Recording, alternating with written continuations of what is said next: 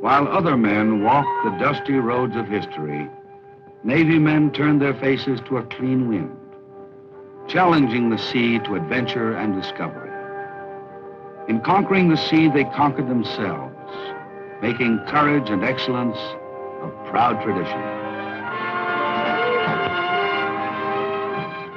Then they looked up from the decks of their ships and conquered the sky, bringing the Navy into the world of flight.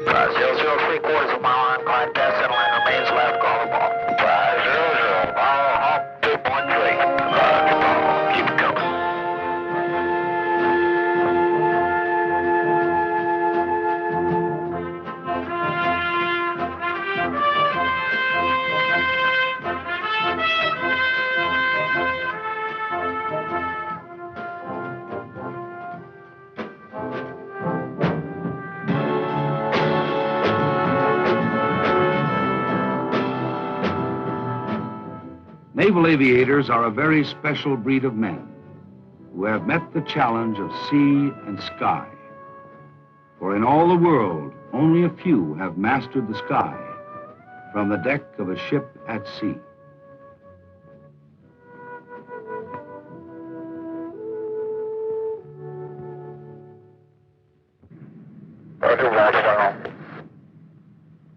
Roger, ball.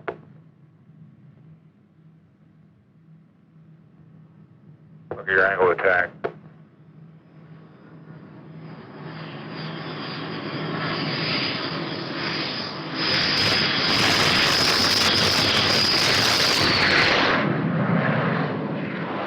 This is a classroom. The course, Naval Aviation, at Pensacola, Florida. So until you never readjusted your attitude before you took that power off, so you just stayed slow the whole way. Okay. These students are practicing precision landings. Meatball. Easy does it. Easy. Following a beam of light called the meatball, they aim for a 10-foot spot on the runway. 2-1. As the LSO, or landing signal officer, their instructor talks them in on their approach and grades their performance. It is essential that they be proficient at these landings because soon, for the first time, the young pilots will land their planes aboard an aircraft carrier at sea. Watch the ball.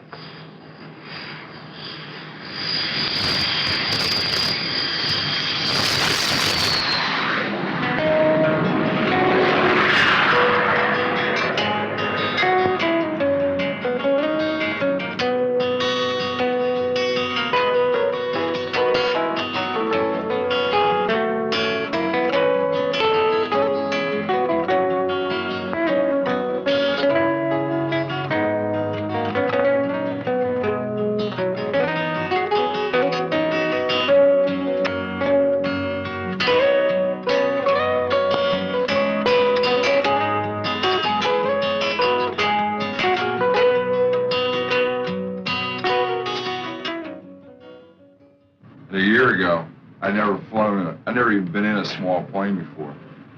Except for, the big bus in the sky. That was about it. And just amazes me when I think back on it, that now I'm actually flying a jet.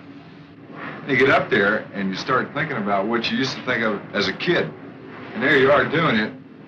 And it's really not something mystifying at all. I mean, it's something... It's not like driving a car, but it takes work. I think when you're on the ground, you feel kind of trapped. You ever felt that way? And every time you look around, you see something the man has built. When you get upstairs, you're going, hey, man, what he's built is real small compared to everything else.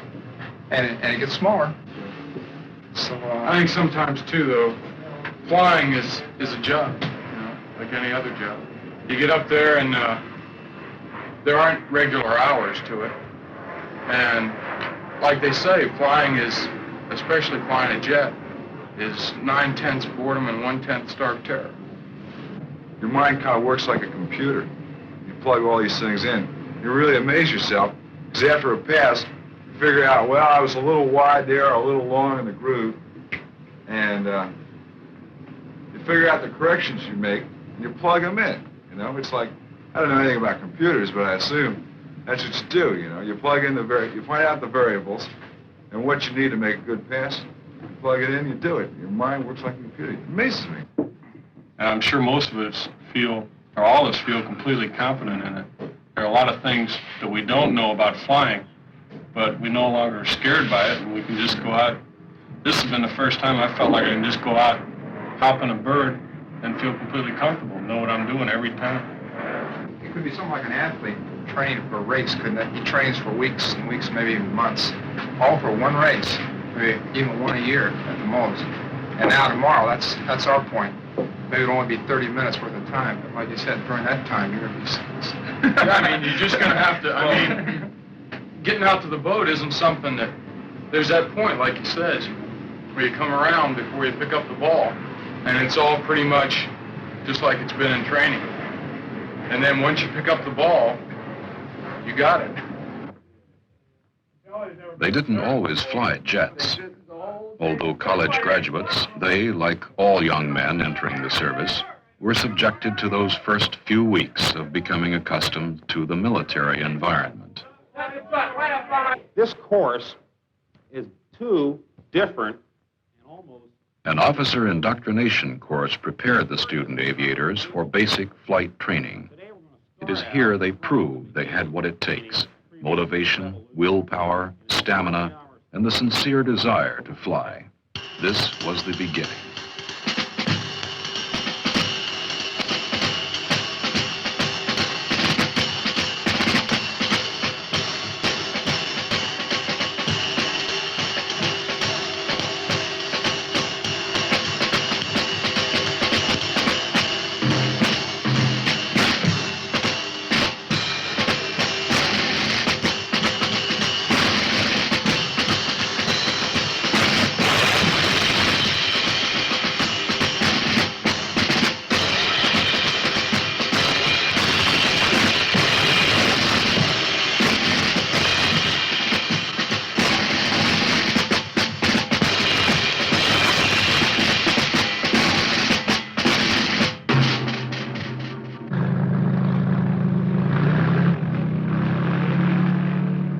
The evolutionary process of becoming naval aviators is continued at Sofley Field.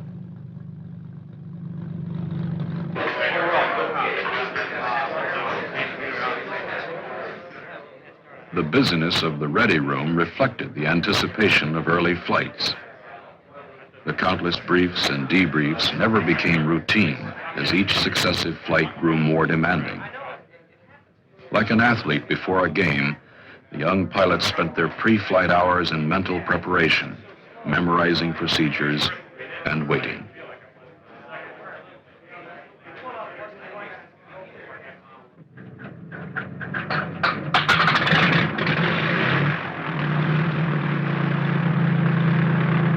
It was now time to solo, time to prove one's abilities to the instructor, but more importantly to oneself. It was during these early flights that the self-confidence was developed, which would prove so valuable throughout the young pilot's career.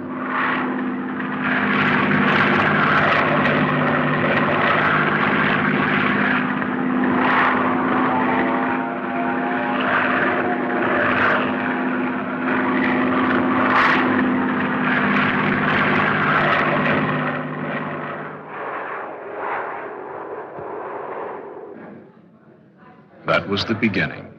Now commissioned and flying jets, the students and their instructor get together at the club for an informal bowl session. It is a time to pay off pitchers of beer for poor practice landings, but also an opportunity to relate with a veteran carrier pilot. That'd be kind of fun to see what you think of carrier landings before and afterwards. So, just let me know what some of your expectations are, you know, in going to meet the big steel Hulk for the first time. What do you think, Steve? What's it going to feel like to get a cat shot for the first time? I'm going to be sweating. I'm going to be sweating the most as I roll over the shuttle, I think, you know. I'm going to really be sweating. And then, like you said, I think it's going to be an eternity between the time he gives the go and that thing really flies. I think once I get in the air, I'm going to be too preoccupied with procedures. Do you ever get kind of a tug on the wire and then all of a sudden it lets loose? Only if you grab a wire and then the hook releases it. It's, for example, the hook is right here, and if you caught the wire just on the middle part of it without getting underneath, it could pull the wire out and then have the hook slip off. And so that's the reason for the procedure of going 100% as soon as you feel impact and staying there with a full power on the aircraft until you know that you're going to stop. But you're dealing in exceptions. You can't afford not to expect the exception to the rule. And that's the big ticket. It's just like in any procedure, you're learning the procedure for the exception, not for the norm. Although you have not much control over it, things are going to happen real quick and it's going to shake your brains a little bit. The young pilots set out on their final practice landing session. Their performance now would determine whether they would fly to the carrier the next day.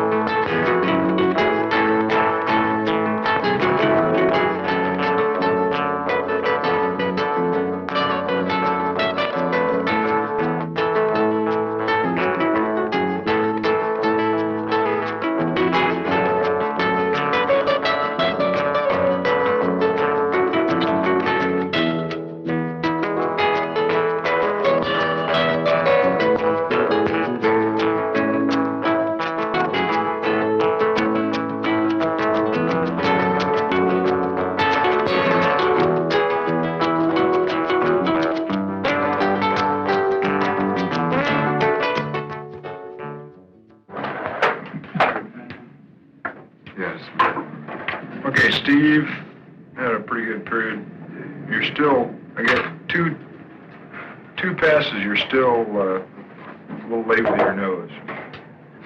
Same as last time. First one was an okay fast start.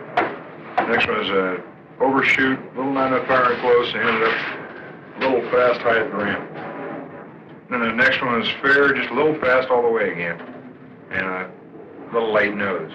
And one thing that complicates it is the fact that you're flying a little fast, so it's harder to make a nose correction. And then Lee, he's going to be bouldering at the ship. Wave off, fast start, low at the ramp. And a fair pass, not enough straightaway, a little not enough power and close, and a little rough nose again. And then an okay pass. I can't remember what the start was like, but just at the last there, one of these nose jobs again, where you pick your nose up and just a little over the top right at the ramp, just enough to change from a 3 to a 4 wire. You're in good shape until you goof with that I'm nose. going to see that ball starting to fall or something. I'm trying to stop it. Well, stop it with a little less. You're just over-controlling is what it amounts to. You're just moving it more than it needs to be moved. So everybody's field qualified and ready to go to the ship. It's a piece of cake if you're smooth.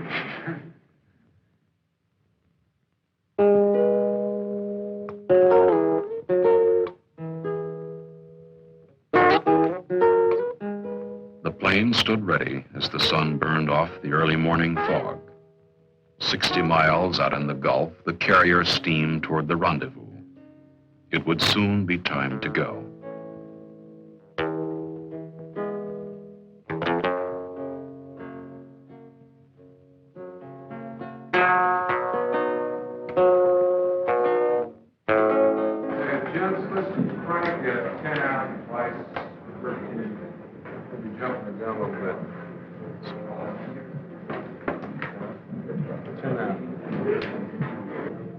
I wouldn't do it either. No, I plan to stay real dry on it, so set your watch by the clock. Yeah.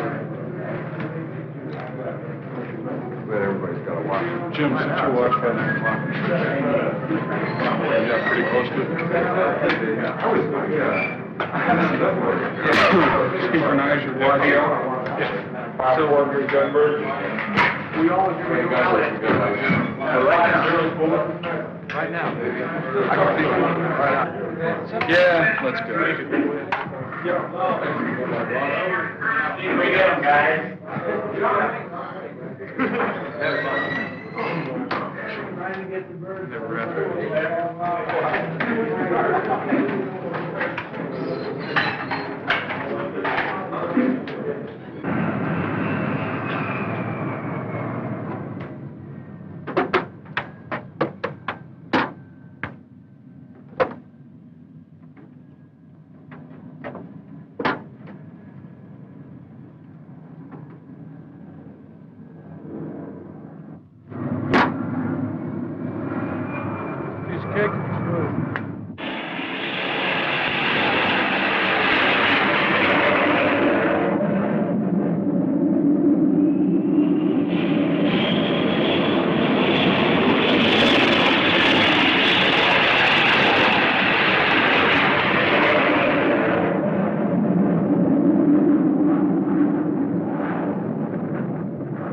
The flight to the carrier would be the longest 60 miles the students had ever flown. Although they'd simulated scores of carrier landings before, there was something very different about this flight, something that could not be simulated in any training situation. The runway would now be only 500 feet long, moving through the water at 25 knots and subject to the rolling and pitching motions of the sea. This was the real thing. And it was a flight that had been thought about many times before. This is the tenseness of hitting the boat. The unknown, the variables that you haven't encountered before. The apprehension that you have is just sort of a nebulous sort of a thing that you really don't put any actions to. It's just a tenseness, an awareness that this is something new and different, something that might not work just like everything else you've done. But no, you don't think about, there's no fear. You're too busy.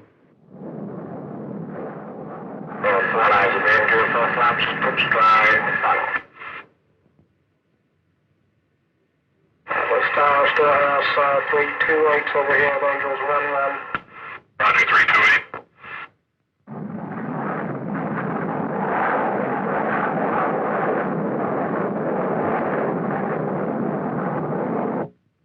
Keep it turning. 316, beautiful flaps. Eagle 23. To get the feel of the deck, the first time would be a touch-and-go landing without the tail hook.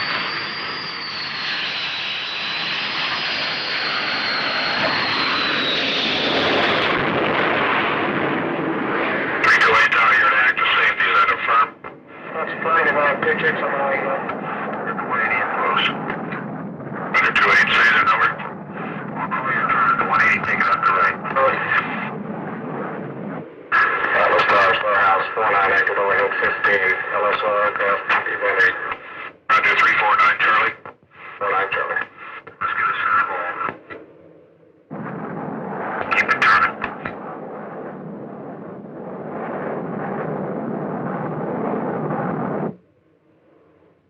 Ball, 2-3.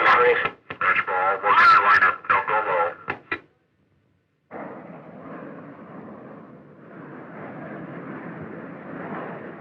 Line it up. Give me some power. Power.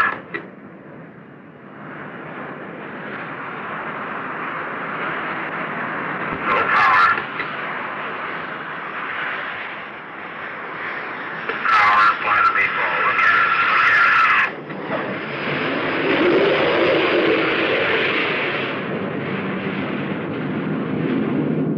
When the OSO calls for power, you just put it on.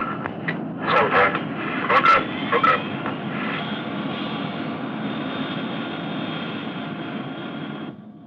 Number 2 wire, not bad for the first time.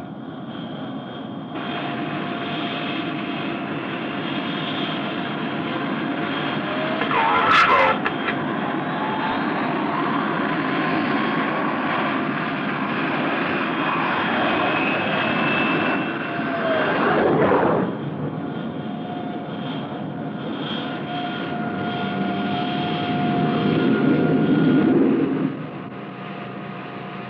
Landing completed, they would now move forward to their first launch from a steam catapult, which would literally throw them back in the air and into a series of landings that would soon become routine.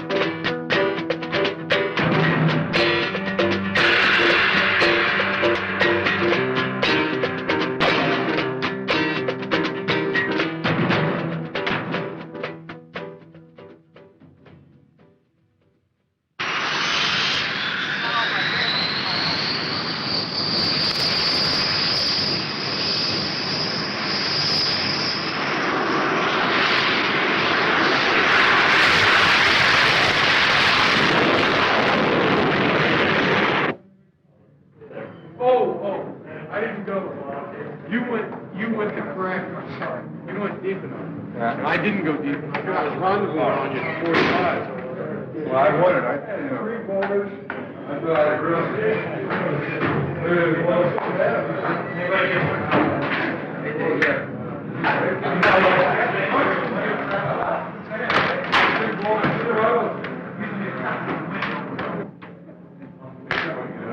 I guess. I wasn't the ace of the base out there, but it was all right. It was okay. It really was. The hardest landing was one back here. Jerry, you'd pay 50 cents for that ride anytime, anytime, and you'd do it again and again and again. I'll tell you, that arrest was really tough. Hey, reverse it for the gap shot. Because you've been on arrest, right? Just reverse it, man.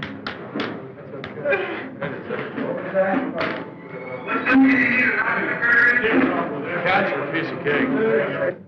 Okay, I lost 2 bottles there because I didn't put my hook down on one of them. I heard somebody laughing, and all of a sudden it dawned on me. Before they could say, hey, the hook's not down, ha ha, you know. I had my hook, and I faltered it anyway. I mean, our plane landed with half flaps, and we Come on upstairs to debrief or something like that here. You're not going to drink tonight, are you, Dave? Negative. Oh, a little bit. We're all back, and happy it's over with. I'm sure you learned something out there. This is what it's all about. And like you say, it is fast. Things happen very quickly out there, but as time passes, you will get better and better and better at it. So that The young pilots would have 6 more months of training before they received their Navy wings. But to them, this was the day they became naval aviators.